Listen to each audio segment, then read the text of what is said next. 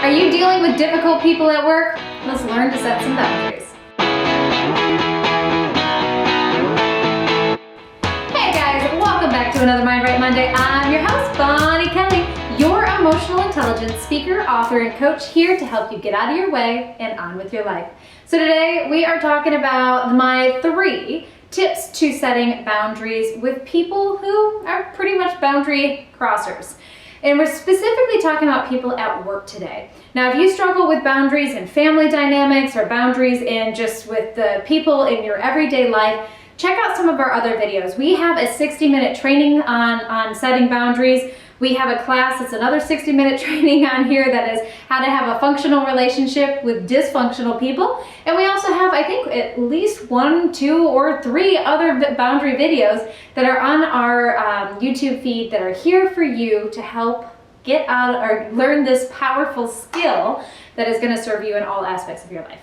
But maybe you're dealing with difficult people at work. Now, that's where we're going to talk a little bit more today, because boundaries are something that we have to be very delicate with in the work environment. Reason for is because we have a lot of different personalities that have different opinions about how things should be and the way things should go. And so as a result is that what really bothers you might not always bother the people around you. Now, if it is something that is a violation of an HR claim, you 100% need to bring that up to your superiors. Now, if it's the superior who you're struggling with, then you're going to 100% want to see if there's someone above them that you could take this to if it's appropriate, or we're going to need to learn to set a boundary with that person. And that's what we're here to do today. So today we're going to dive into 3 of the powerful skills that you need to learn to have success with boundaries. Now, here's my disclaimer, is that just because you follow these rules doesn't guarantee that you're going to have the result that you desire. There are a lot of factors that come into play when setting the boundaries, and that includes the other person. However, not following these rules can set yourself up for failure. All right, with that being said, let's dive into my first tip, which is be clear and own your part first. All right, so it's so important when asserting boundaries for us to get clear. Typically, when we're asserting a boundary, it's because we've been pushed too far. We're usually very emotionally charged. And when we're emotionally charged, we're hurt, we're angry, we're upset, we're frustrated. Well, guess what's going to happen if we haven't cleared that emotion first before asserting that boundary? You've got it. It's going to come through that boundary. And even if you're trying to do it in the most calm and level-headed tone, the undertone will be felt or heard, and thus putting the other person in a defensive state, which is not going to get you the result you desire. So we need to get really clear with what it is that we are trying to advocate for. To do this, you want to start with a piece of paper and pen. You really want to write out what it is that bothers you. And then get as specific as you can. Is it a specific word? Is it a behavior? Is it the way that they are interacting, the way that they're touching, the way that they're forgetting something? What specifically is it? Because if we're too vague with it, what's going to happen is it's going to be left up for their interpretation, and they might not see or feel the same way that you do. And so as a result, what will end up happening is then they're going to continue to violate your boundaries, and it's going to make you more and more frustrated. So you want to get really, really clear. And so that takes some premeditative work first to really get to the bottom line of what specifically you desire to see change. And the other part of it with being clear is that you want to take out the blame. Right? So you want to take out the accusations. You want to take out the statements that are saying, you need to stop doing. I mean, did that trigger you?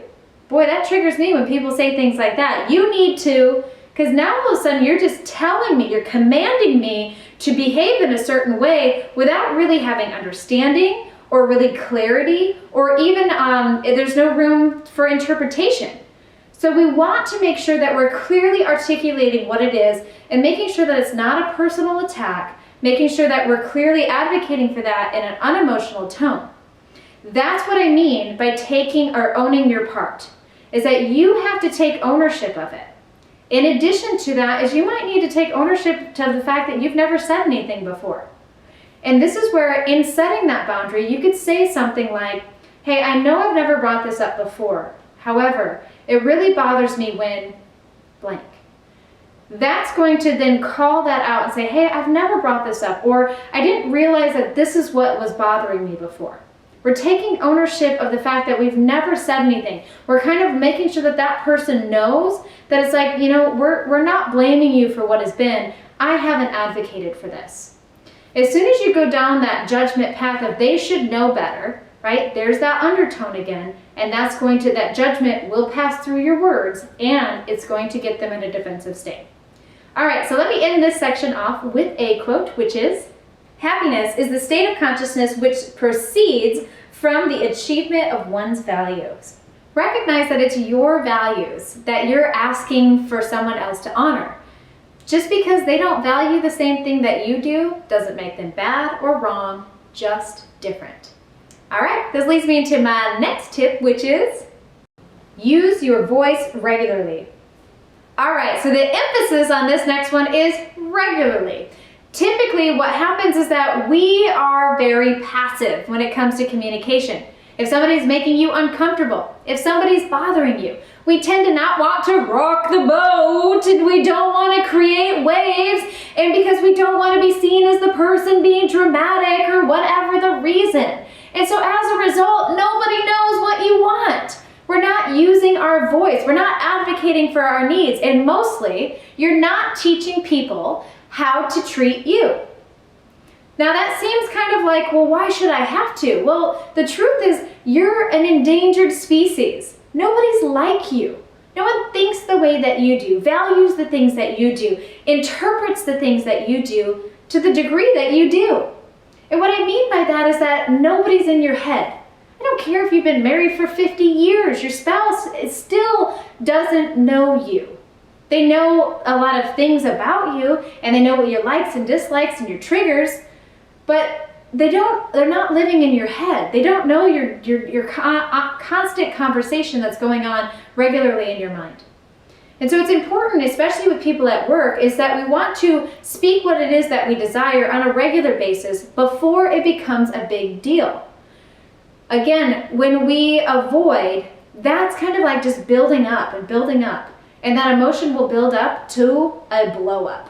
And we don't want to go there. So you want to learn to start practicing your voice or using your voice regularly. And this means that we are communicating with people, hey, I know that wasn't your intention to hurt me, but that statement really did bother me. Would you be mindful not to use that again in the future? Simple, easy, to the point request. That's what we're doing. We're giving someone the benefit of the doubt. We're saying, hey, I know that you don't mean to be offensive. However, that language really is offensive to me, or it's really hurtful to me. Would you mind not using? Or if they're joking in a meeting, right? And they might be joking and everybody's laughing, but for you, it's like, oh, it's hitting a little too close to home. That really bothers you. It's okay to go to that person after and say, hey, look, I know you were just being playful. However, that language, really does trigger me. And I know, again, that you're just being funny, but would you mind not using that language, especially when I'm around? That'd be really appreciative. Again, regularly use your voice. All right, so this leads me to a quote for this section, which is, the most courageous act is still to think yourself aloud. One of the most powerful things you can do is to use your voice on a regular basis. This is such a powerful skill that's going to serve you in every aspect of your life. And I hope that you continue to practice that, not just at work, but with everyone in your life. You can teach them how to treat you so you can have the happiest version of your life imaginable. All right, this leads me to my third and final tip, which is be prepared to do it again. All right, so this last tip is that when you're talking to our colleagues, we're talking to other people, is to remember that not everybody's going to remember every conversation you had with them.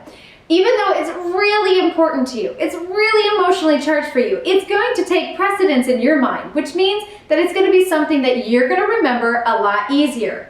But when it comes to our colleagues, or friends or spouses, they're going to remember it for a while.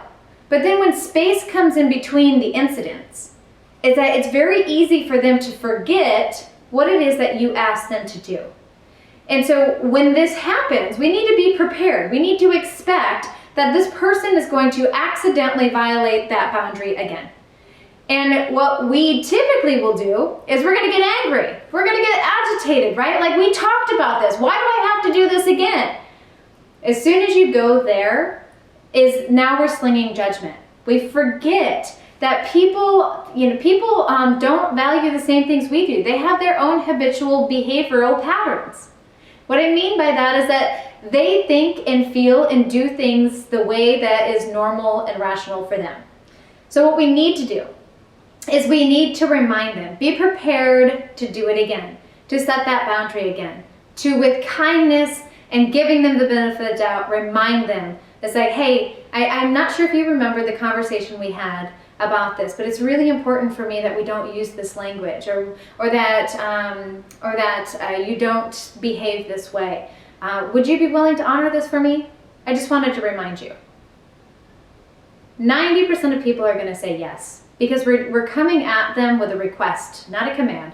We're not making them wrong. We're not judging them. We're not saying like, hey, jerk, why don't you know how to do this better? And, why do you have to be so inappropriate? And, we're letting go of the judgment. We just recognize that people are people, and they've been raised different. They've been, raised to value different, things. They act different ways, and that's who they are. So let go of the judgment, get into this place of just advocating for your needs, and be kind about reminding the people around you that, hey, don't forget, you said you weren't going to do that anymore. I just wanted to remind you. Make it a great day. All right, so let me end this section off with a quote, which is, when trying to teach someone a boundary, they learn less from the enforcement of the boundary and more from the way the boundary was established. I love this. It is really powerful when you think about this. When we're enforcing things, when we're telling people and commanding them to stop, knock it off, don't do that, all they're going to remember is that they got into a defensive stance and then that they just went to war with you, or that you hurt them, or that you were negative, or you judged them, right? So that puts them in this place that is just going to put them on guard and put their fist up ready for a fight. So we want to remember that it's how you are asserting a boundary that matters much, much more. And that's why this video is here to help. So hopefully you've learned something, and I hope that you check out some of those other videos. Don't forget to subscribe to this YouTube channel. That is how you can stay up to speed on all that we do in the personal development world. We bring you video each and every week in 10 minutes or less to get your mind right. And until next time, I'm Bonnie Kelly. Hey friend, did you learn something from this video? I sure hope so. As always, they're brought to you from viewers just like you. If you have a personal development question, or if you're looking for skills, tools, resources, or classes, books, or advice on what could help you change your life, then email us at getinspired@bonniekelly.me. Me and my team are here for you every step of the way. And if you're ready to start your journey right now, in 10 minutes or less, check out my 21-day emotionaldetox.com video. You can get the first 7 days for free. It's on me, no credit card required. And in 10 minutes less a day, you can start to get your mind right and get out of your way so you get on with your life. Until next time, I'm Bonnie.